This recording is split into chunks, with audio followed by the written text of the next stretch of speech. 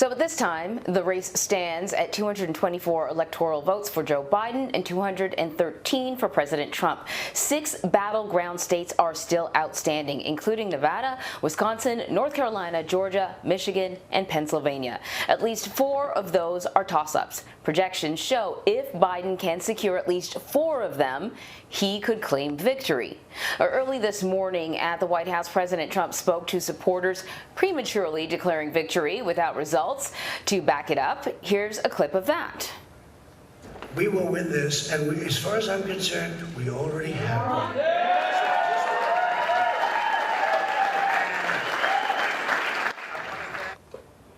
So for more on this, let's bring in CBS News White House correspondent Ben Tracy and CBS News correspondent Nikole Killion. Ben, in that speech from the White House early this morning, President Trump pushed baseless accusations of fraud in this election. He pledged to take his fight to the Supreme Court. Has there been evidence of fraud in this election thus far, and can the president take his case directly to the Supreme Court? The answers are no and no. There is no evidence of any sort of fraud so far in this election. But this is not surprising. The president's been making that claim now for many months, saying that there was going to be widespread fraud and that it would be rigged if you allowed people to vote by mail. As for the Supreme Court, no, that is the ultimate arbiter of these election disputes if they get that far. But first, they would be starting in state courts, and the Trump campaign is gearing up to do that. They've already filed some legal briefs in certain states ahead of the election based on certain rules in states that they did not agree with. So you can expect that to continue. But you know, the president is often very imprecise with his language, which leads to what he says to be open to a lot of different interpretations. And the president said in those remarks that you just played, he said he wants the voting to stop. We should clarify for people that what is happening right now is not voting, it's counting. It's counting of legal votes and legal ballots that came in on Election Day or within the legal time frame. So that's currently what is going on. Right. If things, Nikole, were to stop, as we just pointed out, the vice president has 224 electoral votes, and President Trump has 213. If you just stop and you say it's over, then the president loses. So what are you hearing from the Biden camp? And we know that Joe Biden spoke to his supporters last night. What was his message to the American people? Well, his overall message was to keep the faith. That's how he ended his remarks. He tried to stay upbeat and optimistic, saying he feels good about where he is and he still thinks that he has a shot at winning this. But he also emphasized that it's important to count every ballot. And so really that is what the campaign is focusing on today, trying to watch these returns come in these additional states, places like Michigan, places like Wisconsin, Pennsylvania, and Georgia. They do feel increasingly confident about Wisconsin, that they can potentially win there. They also feel that they will start building a broader lead in Michigan as far as vote by mail is concerned, and they also are confident about Pennsylvania, also watching to see what happens in Georgia, particularly in Fulton County in the Atlanta area. We are expecting a briefing from Biden campaign officials in the next hour, and it's possible we could hear more from the former vice president as well at some point later today, although as of now, those plans are pretty fluid. Back to you. I think if the counting stops right now, no one wins because no one has 270 electoral votes. I suspect that's how it works. But Ben, let me ask you about some of the key swing states like Michigan, like Pennsylvania, like Wisconsin, and what you're hearing from the Trump campaign about this. We're talking about like Wisconsin. The New York Times has Wisconsin, Biden's leading Wisconsin by 0.2%. It's super tight. 89% of the votes counted. So what are you hearing from the campaign? I expect there's sort of an element of optimism, probably a lot of optimism, but sometimes you can read between the lines when you listen to their statements.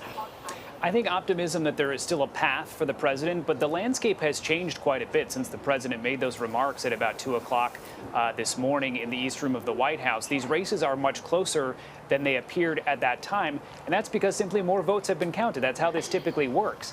The president obviously jumped the gun. He has not won this election, but his campaign is doubling down on that. This morning, two of the campaign's top advisors were on television saying the president has won re-election. That's how they framed it. That is just patently untrue. Until all the votes are counted by these individual states and certified by the secretaries of state, those results are not official. And it seems strange that we have to keep saying this, but candidates don't get to declare themselves the winner. That's not how it works in this country. So we'll have to give this some time. This is what people expected. This is not unusual. There's a lot of mail-in ballots to be counted because of the pandemic. This is what everyone expected. But people also did expect the president to do what he has done, so there probably shouldn't be quite as much shock as there is. He pretty much telegraphed that this is what he was going to do.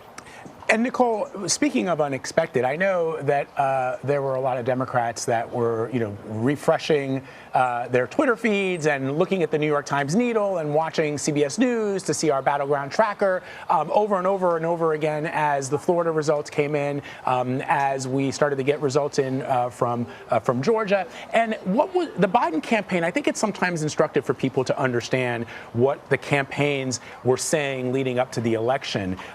They always talked about this path going through Wisconsin, Michigan, Nevada, Arizona. And it was never really, hey, Florida's in the bag, that we've got that as a lock, or even Pennsylvania as being in the bag. In other words, I guess the question as we start to see these results coming in right now is how confident does the Biden campaign feel that some of the modeling that they did is actually bearing fruit? Well, look, they always argue that they had multiple pathways to 270. In fact, they were tracking 17 battleground states, and their strategy all along was to protect the states that Democrats won in 2016, win back those that Democrats lost, and then tried to expand the map. And so I think basically what we're seeing is kind of a combination of that. I mean, picking up a state like Arizona is pretty significant if that holds. And then, of course, their big thing was trying to rebuild that blue wall through Michigan, Pennsylvania, and Wisconsin, although they argued they could do it in a number of different ways if that didn't pan out, by turning to a state like Georgia potentially, or a state like North Carolina, or a state like Florida. Now, obviously, we know some of those windows of opportunity have closed, but they certainly charted out a number of paths. So, one thing I will say is that they did project a lot of optimism. They felt that it would be a little more clear cut last night. I think they were really banking on seeing